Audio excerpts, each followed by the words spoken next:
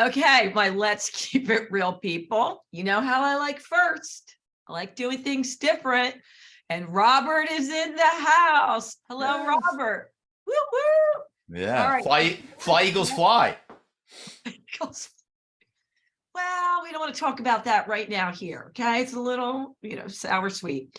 But Robert will tell you about him being from Philly. But before we get into this, Robert, one word that best describes your past 30 days. You can pick any word you want, good, bad, or ugly. And then why did you pick that word? Rainy. Rainy. Yeah. Yeah. We've So never gotten that word. Why rainy? well, I live in Southern California, and as we discussed, my hometown is Philadelphia. I moved out here, and the deal that I made with California was that I moved out here because it was always warm and sunny. And this year we've had the rainiest season in 25 years, the coldest season in 25 years. Now, of course, it doesn't compare to the East Coast, so forgive me, I've become quite a baby. But the weather here has been freezing cold and rainy.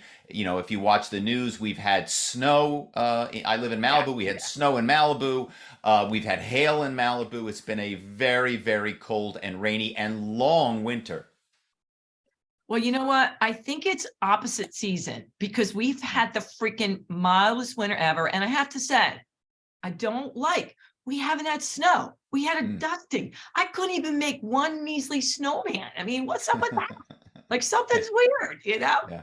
So I am sad for you, but I'm kind of jealous that you had snow. I mean, Philly's supposed to get snow. You know that. Igloos, snowball fights. All right, so we need to get into this because my viewers and listeners are going to be, wait a minute, did you say he was a Russian spy? Wait a minute. No. Back up. He's a corporate spy. Is that the same?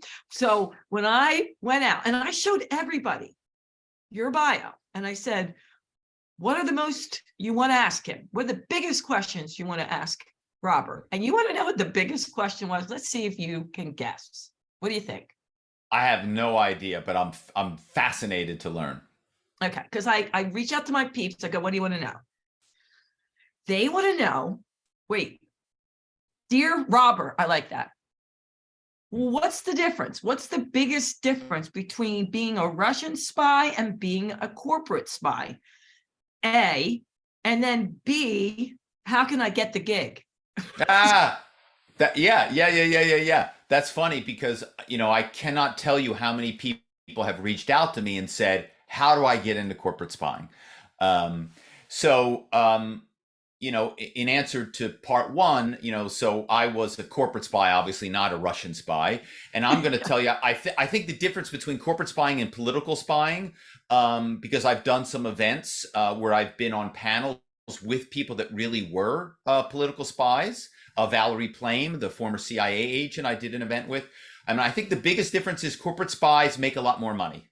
That's the first thing. Shut up. Yeah. I mean, and we'll get into how I stumbled into this crazy career. But by the end of it, I was making $2 million a year as a corporate spy. And okay. And you realize now, no wonder everyone is calling you. Yeah, exactly. Yeah, I know. And Valerie Plame being a CIA agent, CIA agents are in the government, so they make whatever they make, $82,000 a year, $116,000 a year. You're not getting rich being a political spy. I did not know that. I did not know that. Okay, so I may or may not have watched Johnny B. You saw it. I know the Hooters. I know the Hooters. That's right. Yeah. Well, as you know, being from Philadelphia, the Hooters were massive. I think it was sometime in when they had the Live Aid thing in Philadelphia, the Hooters opened the whole thing. They were the first, act. They were massive. And I got hired to play Johnny B in their lead single, Johnny B. I was, again, I was, that's what happened for me is, my name, my last name, the Kerbeck name is very well known in the Philadelphia area for the automobile business. My great grandfather sold horse carriages before automobiles were invented. He switched to selling cars. My grandfather took over that dealership. My father took over that dealership, and I was supposed to take over that dealership. And when I was in college at Penn, I kind of fell in love with acting. I got really into it. And when I graduated, I wanted to move to New York, but I didn't know anybody that had tried to be an actor. It just seemed insane to me. So I went to work for my father, and the trickery kind of car sales just didn't sit right with me. And so I finally got the courage and I moved to New York. But before I did that, while I was working for my dad, I saw this, advertisement for an audition for this music video. It didn't say who the music video was for. Oh, And I went, and they hired me. And the director was a very young David Fincher, who your audience is going to know has directed a billion huge movies. He directed Seven. He directed The Social Network. He directed Fight Club. He directed Mank. I believe David's been nominated for Academy Awards. And here he was just a young director directing a music video for the Hooters, and he hired me to play Johnny B in this video. which was awesome. It was awesome. Yeah, it was really fun. It was really fun. One of the stories I like the most about the video is, we're shooting the video and Johnny B's a drug addict, right? He's on heroin. He's going down a dark road. It's not Johnny B. It's not going to end well for Johnny B. So, he's trying to get me to look like a strung out, heroin addict. And, I was a healthy young guy, and he learned that that cigarettes made me nauseous. I had never smoked. I didn't, so he had me smoke, and he had me smoke more, and he had me smoke more. And he was making me smoke so much that I was literally turning white. I was throwing up on the side of the set. And he was like, "This is fantastic. You look great." That's some good directing. Yeah, I know. I did not like it at the time, but in retrospect, it worked very well for the video. And the other funny story from the video shoot was that it's a set, right? And Johnny B at one point, he loses it, and he's destroying everything in his seedy hotel room, and he's breaking everything and smashing everything, and he's basically losing it. And David said, "Look, you can break anything in this in the set. You can smash anything, but the TV, you can't break the TV because we got a Philadelphia appliance dealer to let us borrow it for free. So don't break the TV." Well, of course, what did I do? I broke the TV. And maybe that's why David never hired me for any of those big movies. Damn you. Damn it. All right, wait a minute. I got to back up. So you said trickery of being a car salesman. So it's true? I mean, I'd like to believe that some are that way, but not all. And then I know it's going to segue in. How's that different from being a corporate spy? I mean, come on here. Yeah, well, that was my father's question, because I told him, I didn't want to be in the car business. It didn't feel right for me. And then later he found out I was a corporate spy, and he was like, "What the hell?" Look, all sales, the purpose of sales is to sell your product and to sell it for as much money as you can, right? That's just the nature of sales. Okay. And I don't think there's anything wrong with that. I don't judge that in any way, shape, or form. I did that, right? But, there is a certain element of you are trying to convince your buyer that your product is worth X. And then, of course, there's some other salesperson that's selling it for maybe a little less, maybe a little bit more. And that's just the nature of, the world that we live in. Going back to the beginning of time, people were selling products and obviously trying to sell their products for as much money as possible. Now there are people that are selling products that are good products and products they believe in. And then there are people that are selling products that are not good products, and so, so the whole sales thing, I think, it's just part of our world. And of course, in America, we live in a capitalist system. And that was one of the ways, we'll get into the corporate spying thing. And one of the ways that I justified what I did, and I'm not saying it was right, but one of the ways in the beginning that I justified it was, well, look, this is part of the capitalist system. All of these firms are hiring spies. So, I'm just being part of the, I'm a small cog in this giant dirty wheel. Yeah. I'm very sad now. I like my car salesman, but okay. All right. So you're an actor. Yeah. And you want to make more money supporting your acting career, right? Like everyone else.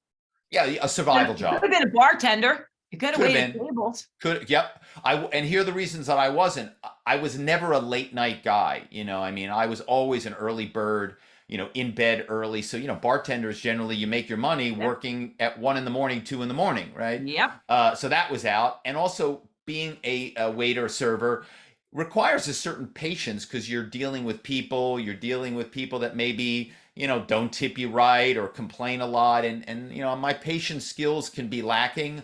And so those jobs really didn't work very well for me. But I needed a survival job. Almost all actors need some sort of job to help them pay the bills while they're trying to make it, right? And I was a working actor. I finally moved to New York. I was doing amazing shows. I starred opposite James Gandolfini from The Sopranos. He and I did the lead in a play. I starred opposite Callista Flockhart, who's been married to Harrison Ford for 30 years. I was getting reviewed in the New York Times, in the New Yorker magazine, so I was working. But you're doing well, man. I was doing great, but the theater pays almost nothing, pays very little. So I needed this survival job. Who stumbles into a job as a corporate spy? But that's what happened to me. And how old were you at the time? 20s, early 20s, Okay. So how does one stumble? Because, the big thing is they want to make $2 million too. So there you are. How does one stumble? It's not the segue you think about with acting. Oh, yeah. I just met a guy who knew a guy. Is that what it was? I met a guy who knew a guy? Sort of. I mean, my college roommate, his brother was the only person I knew in New York, and he was showing me the ropes. And one day he mentioned this job, and then he kind of got this look on his face and he shut up right away, like he had been told, do not talk about this job. Do not tell anybody about this job. And I said, whoa, what's this job you got? What's this secret job you got? Dude, I'm broke. Help me out. And so he very reluctantly got me an interview with this woman that basically ran this very small corporate spying firm, which of course I didn't know right away. And I went to interview with her. She had this apartment on the Upper East Side, and your audience may know the Upper East Side is kind of the wealthiest area of Manhattan. Yeah. It's the old money area of Manhattan. And I go to this doorman building. I was living in Hell's Kitchen in a cave with 2 other guys. She's got a doorman building. I take the elevator up to the penthouse. She ushers me into this gorgeous apartment. It looks like it came out of Architectural Digest. So I knew right away, whatever this woman did, it was lucrative. Whatever she was doing, she was making a lot of money. And very strange interview, doesn't ask me anything about my skills, doesn't ask to see a resume, doesn't tell me anything about the job, just asks a lot of questions about why I'm in New York and why I left my father's business and how my father's taking that. And the answer to that was the answer to that was not well. I left, and my buddy called me and he said, look, you got the job, but don't get too excited because no one is able to do this job.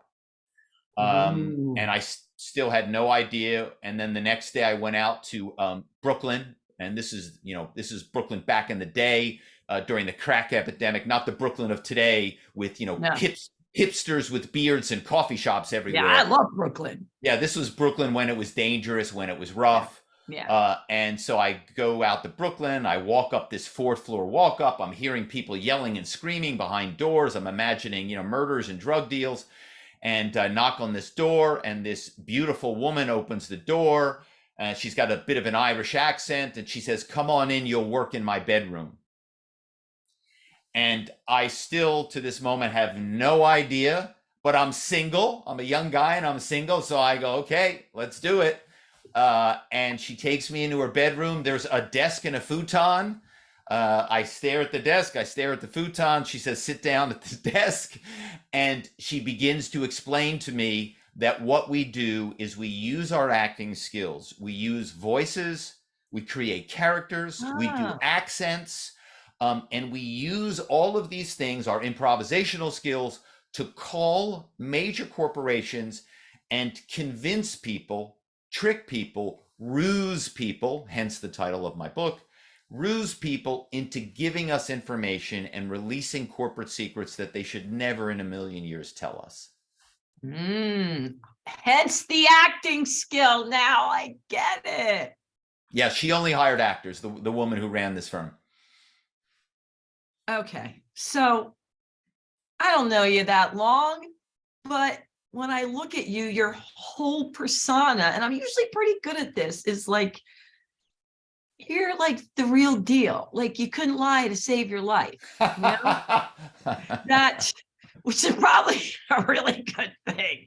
Like, I'm going to believe you. I am going to buy a car from you. I am going to give you my corporate secrets because you seem extremely salt of the earth and trustworthy. Oh, well, I'm sorry to disappoint you.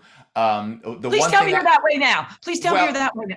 I am, and the one thing that I always did with this job, I mean, to the best of my ability, because we're all human beings, was that I always drew a line so that the rusing, I did it for the job, but I never took it into my personal life, right? Into my daily life, because I could find out anything about anybody. I could get information about my neighbor, my friend, anything, I could find out about anybody, and theoretically use that to my advantage, in some way, shape, or form, whether it was personally or financially. And so that was something that I knew that by doing this corporate spying job, which is ethically clearly questionable. That you think, I knew that I did not want that to bleed into my regular life, because I wanted to have, I wanted to be married and be faithful to my wife and be, raise good kids and all, and be a good friend and all of that stuff, and again, I don't recommend my career path for anybody, though it is a hell of a fun and crazy story. But that's the journey that I kind of stumbled my way into. So that was one of the other questions I got a lot, is how did you separate it? If you were doing this at your work and it was so fun and easy, did you always have to have like checkpoints? Wait a minute, I'm also doing that in my personal life?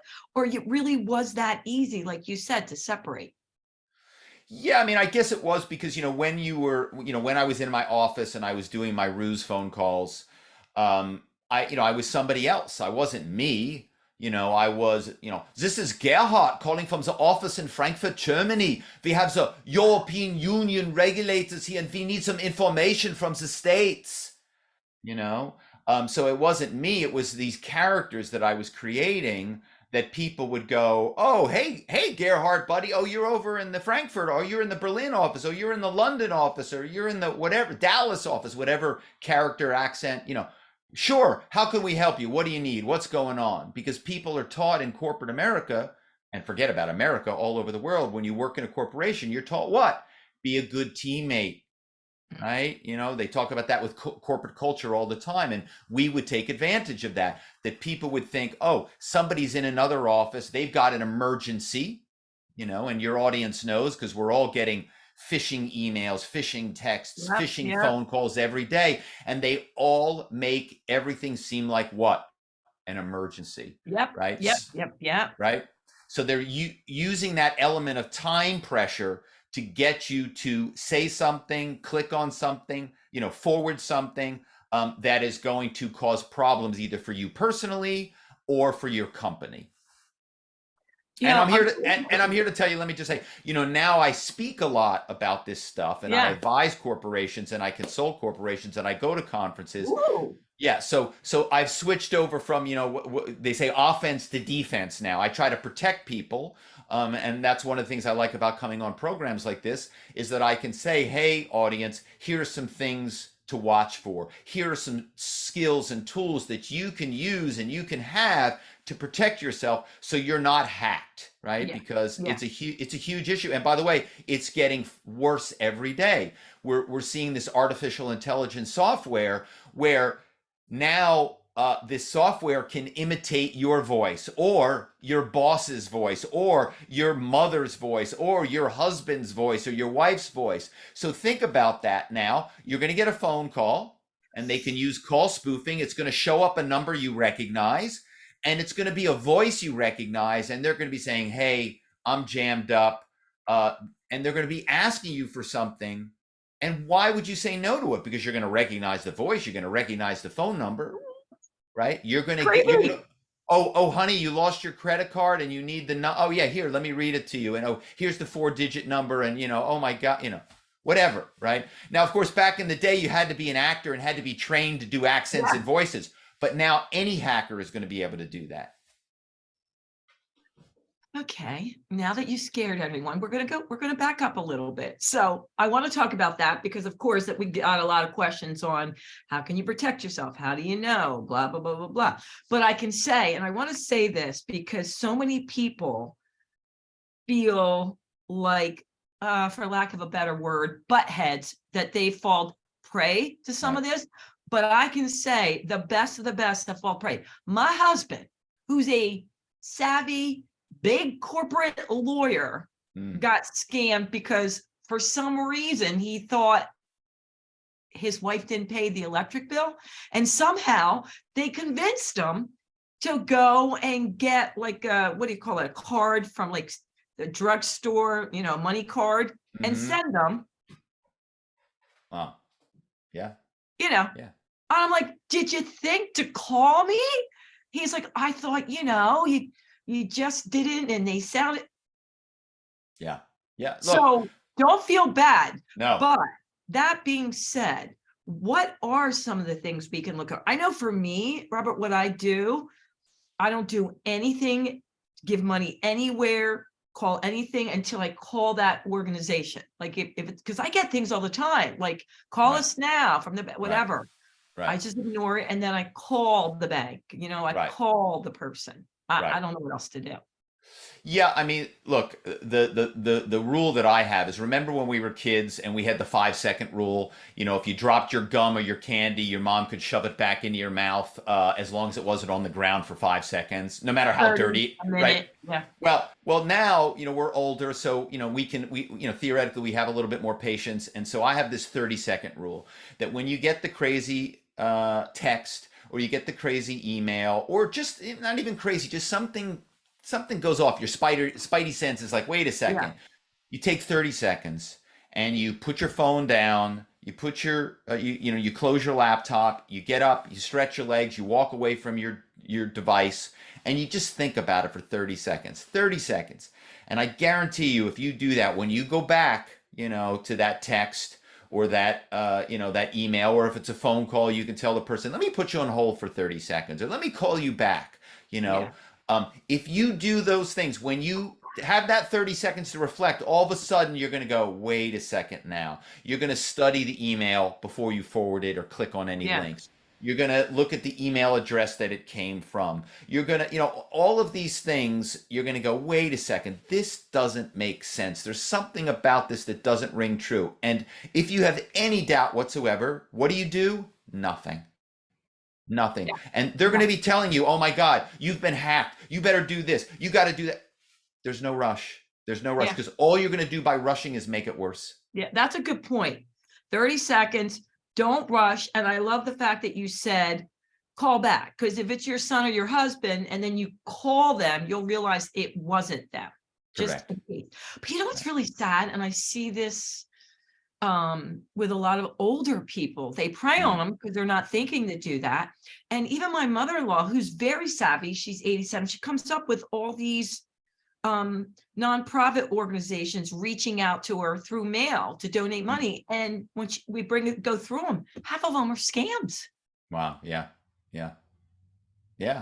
I mean, look, people are constantly trying to separate people from their money. That's just time immemorial. We're not going to change that.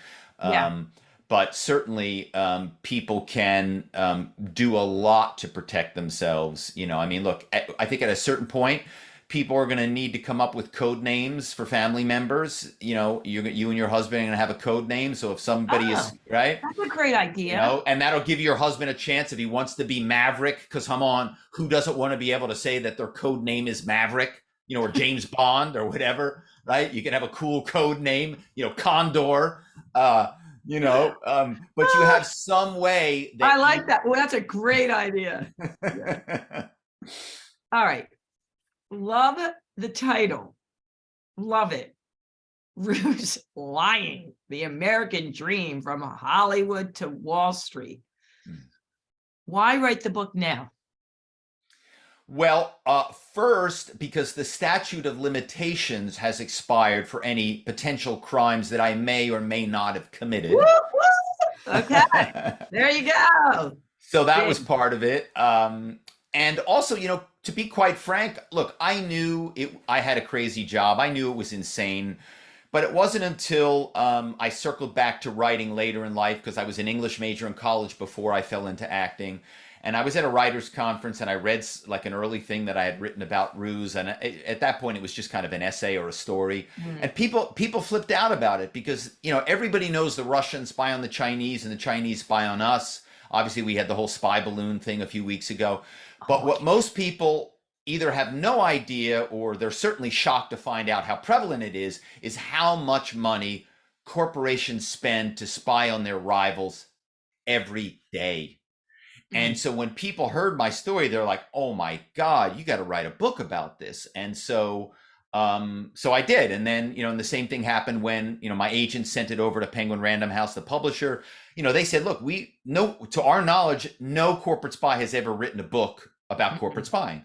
And so, it's always nice, in any industry to be the first one because you get a lot of attention and you get and so that's why it's come out now. I wrote it during COVID, that was a terrible time. And so I wanted to write a book that was a page turner. I wanted to write a book that was fun, that people can enjoy. And so you can see all the crazy shenanigans and hijinks and ruses that were used. We had the inside ploy and we had the compliance ploy and we had the dropping the grapefruit ploy. And there were all of these crazy ploys that we did to get people to give us information, and so, that's something I'm really happy about. One of the reviews of RUSE said that it reads like a spy novel, which that really made me feel good because, spy novels are fun to read. And I wanted to write something that people, they wanted to see what was going to happen on the next page. Yeah. I don't like destruction and guns and violence, but I love spy movies and books, Yeah, it's like one big mystery. Okay, so you make the switch. You said statute of limitation. When did you stop being a corporate spy and then go to the other side, which you said you're doing a lot of speaking engagements to talk about how to protect themselves or workshops? Yeah. So, I've been, basically now since the book came out about a year ago, I've been, doing shows like this, a radio podcast, print, and then of course going to conferences, and all of those things designed to, give people information from somebody that knows exactly what spies and hackers are trying to do, how they get to you, the tricks that they use. Call spoofing is a really big one now where, you get a call from a number that you recognize, and so you answer the phone and now you think because it's a number you recognize and now we add into this deep fake voice capability, it's really pretty, it's going to be really difficult for a lot of people, a lot of elderly, to not fall prey to this stuff. It's really scary. And so, that's something that I'm out there trying to do, to kind of, to be of service finally. Yeah. Better late than never. So, but when did you stop being a corporate spy? I don't know the exact date, but in the book I talk about, that there's this big moment that happens where I finally go, okay, I got to get out of here. But it's been quite some time now. It's been over a decade that yeah. And they definitely want to know, what was your favorite character? to play? In terms of the spying? Yeah, Yeah.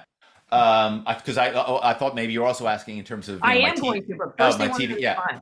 Um, I think, that the all of the spies, that this woman hired, there were a couple of us, we all had our go-to ploy. Like and sometimes we would try the other person's ploy and it would never work for us the way it worked for them. And we all had our go-to accents. And, sometimes I would try my British accent or my Southern accent and they would work pretty well. But the go-to for me was that German accent because, Oh, yeah, that was good. Yeah. it was just like, think about it. Is anybody thinking that someone is going to be calling you, pretending to be from your firm's office in Germany, putting on a fake German accent to get information? It's ludicrous, right? And that was one of the crazy things, is that we learned the more outlandish the ploy, the more outlandish the ruse, the sillier it was, the crazier it was, the more believable it became. And it kind of doesn't make sense. Wacky? Yeah, it's very counterintuitive, but it was true. The more insane your story was about why you needed this information, the more people would go, well, this has got to be real. They can't be making this up. That it just doesn't make sense. Somebody's going to be putting on a fake accent, and so people would tell you whatever it is you wanted to know. Okay, so what was the number one thing? Like you said, you're getting information. What kind of information did you want from them? What was the most beneficial to find out? Great question. I always go back to, I'm a big, obviously, Philadelphia Eagles fan, so I always go back to football. Our clients, who were the largest companies in the world, and sometimes some of the top small private firms in the world, because all firms hire spies, small, medium, and large, public companies, private companies, companies in the US, companies all over the world. Everybody's hiring spies. And if they tell you they're not, they're lying. They, of course, often do it through, or almost always do it through, an intermediary firm, because they don't want to hire a spy like me directly, because they want to have plausible deniability that if I somehow get caught, they go, well, my God, we had no idea what Robert was doing. So they're hiring they're hiring spies through consulting firms is one way they hire them, or through executive recruiting firms. But clients, these corporations, are looking for the playbook on their competitors, on their top rivals. Again, think about the Super Bowl. If the Eagles had gotten the playbook on the Kansas City Chiefs 3 or 4 days before the game, they knew every play, they knew every formation. How valuable would that be, right? Ooh, do people try to do that? Well, there was back in the day, the New England Patriots got caught, with the whole spy, right? So it happens. Yeah, they did it, So it's a real thing. And then, of course, in baseball, they were stealing the signals. I think it was the Houston Astros were stealing the signals. So look, it happens in any competitive industry. And I'm here to tell you that Silicon Valley, the tech industry, Wall Street, pharmaceutical, industrial, they are as cutthroat as sports. They are as competitive as sports. So they will do whatever they can to get an edge on their competitors. So when you ask me, what do they want to know? They want to know everything. They want to know who the people are at their rivals, who the top people are, because, they want to know who the rock stars are, because they know if they can steal those guys or gals, if they can poach them, they can get not only their talent, but the secrets that they hold, the relationships with clients. They want to know product information, what products are in the pipeline. They want to know the corporation. Is it expanding? Is it contraction? Are they hiring? Are they firing? Are they opening new offices? Are they closing new offices? Anything and everything, so that they can structure their game plan moving forward. I'm kind of sad now. I'm sad that easy.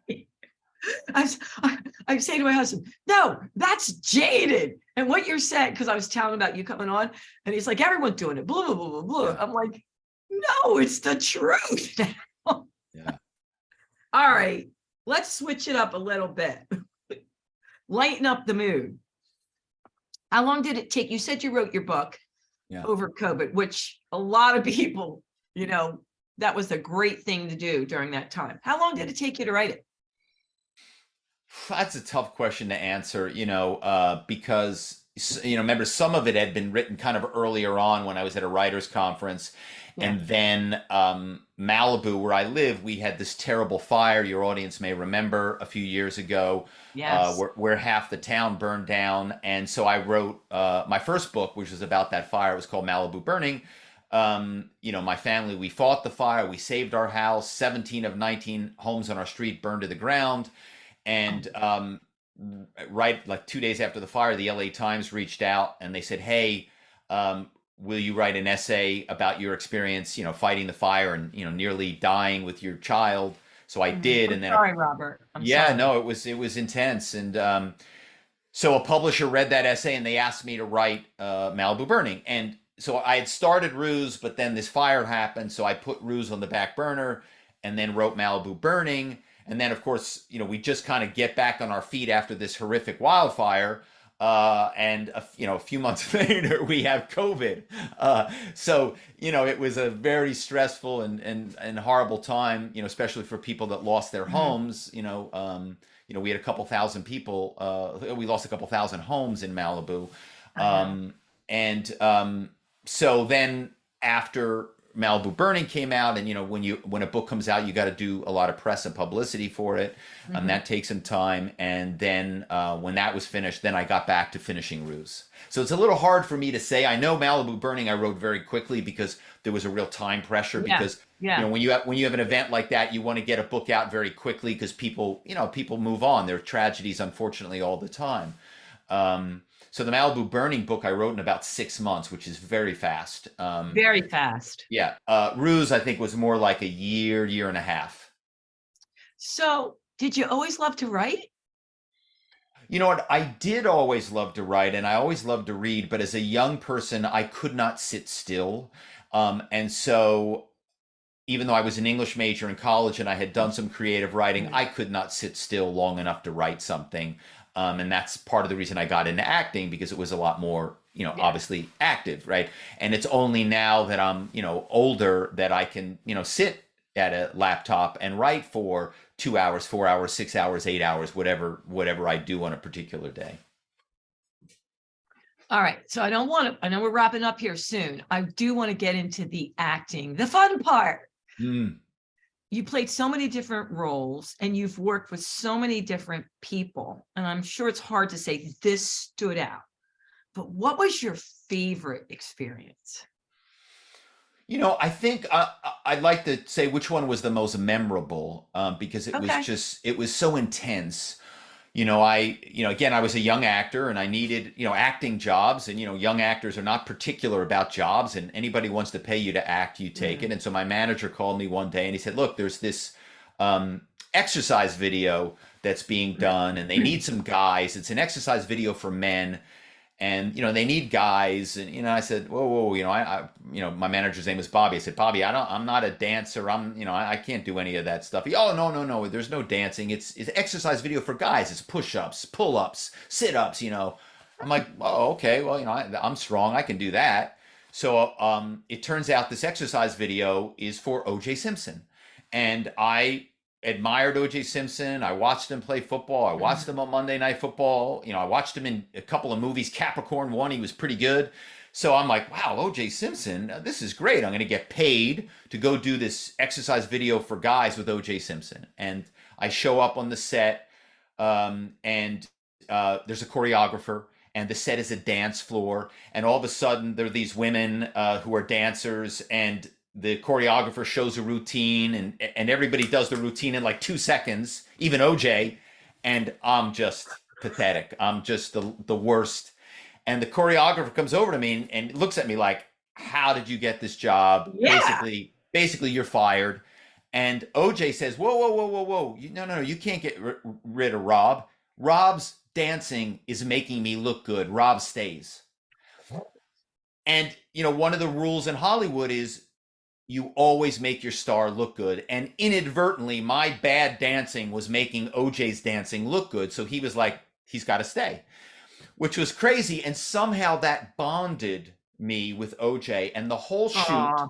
we were like best buddies. And it was this crazy experience because, here I am with this guy, and And as we know now, the murders took place literally, I don't know the exact number of days, but it was like a week later, the murders Yeah, happened. yeah. And so here I am working with him on his last job before his world obviously fell apart, before he committed these horrific Mhm. acts. And so it was this insane insight into the mind, because there were things, and I don't want to spoil it for any potential readers, or if anybody's kind enough, my book is also on Audible, you can listen to it. But it was insane, the things he was telling Yeah, me, the things he was saying to yeah. me. And so that was just a moment in time that was, it was, it's one of those proverbial, you cannot make this stuff up.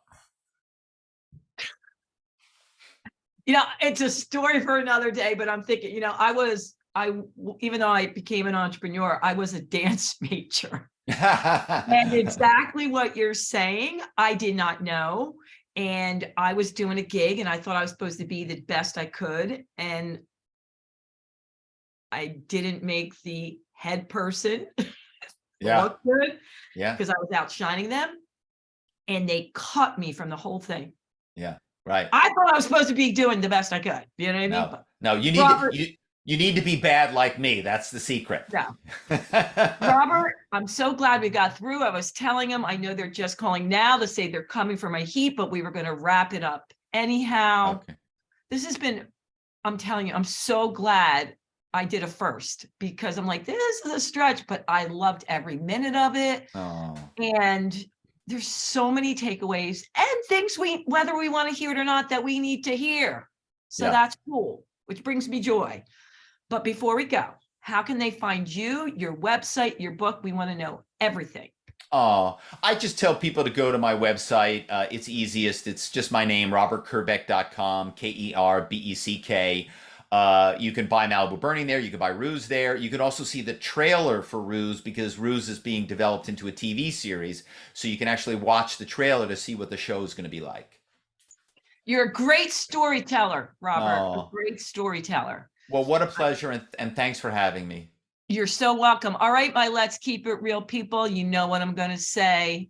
Robert and I would really appreciate you spreading the word, sharing, liking, rating it. It means a lot. It really makes a huge difference. You definitely want to buy his book. You're going to be like, oh my God, it's a page turner. And until next time, bye, Robert. Toodles. Bye. Thank you.